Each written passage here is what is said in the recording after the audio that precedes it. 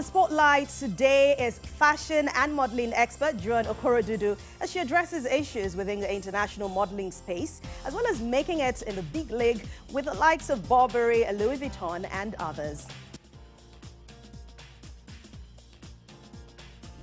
Beautiful face, slim body, with a little above average height as well as great complexion are the stereotypical recipe for success in modeling.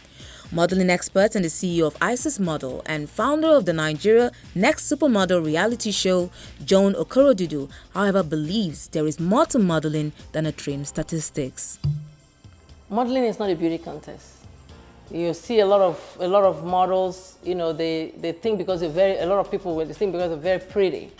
You know, modeling is not a beauty contest. There's a difference.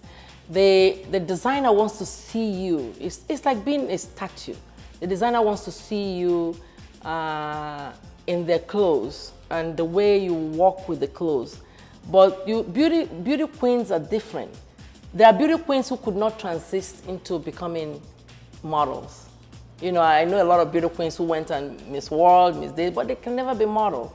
And the designers know what they want. They want a model. You know, that's why mannequin. The French will say mannequin.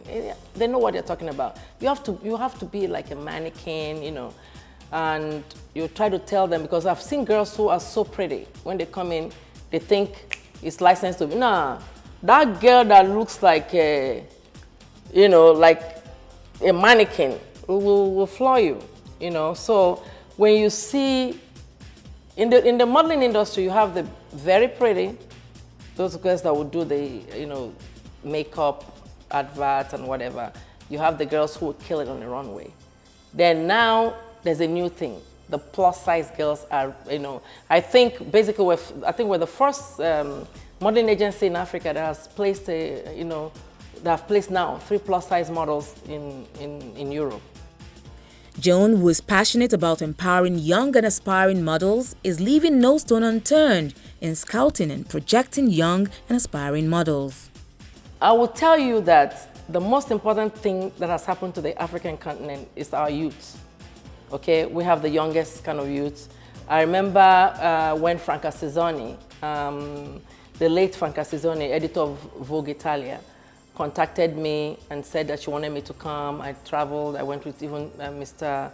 Ifanyo Puta. We got there and she wanted to do Vogue Talent for Africa, but they needed to raise 200,000 euro.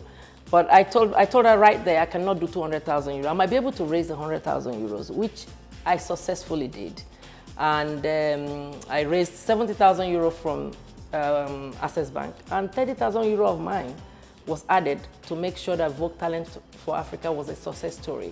And it's still the biggest and the most success story of all the talent search in the continent of Africa, because the people who were top 10 are doing so well.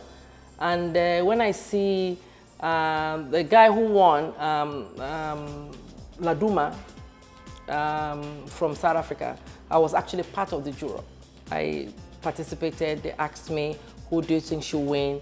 And we ended up, Studio 24 ended up helping me to buy tickets for the winner. And the hotel bill was paid off. I think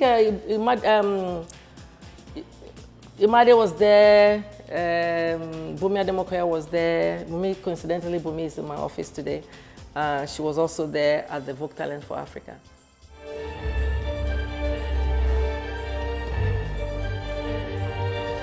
In recent times, the big catwalks and billboards have been more accommodating for models of color as opposed to the clear discriminations in the past. Joan is gearing up for African Next Supermodels in London later this year. All of a sudden, black girls are working, black boys are working. It's unbelievable. All of a sudden, it's all about black. It's like as if the world looked at us and said, no, they're beautiful. You know, there was a time you go for Fashion Week, during the Bumi's time, you'll see one black girl.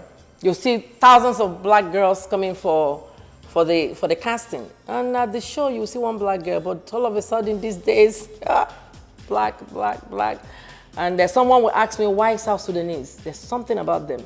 The South Sudanese girls are just, there's something about them.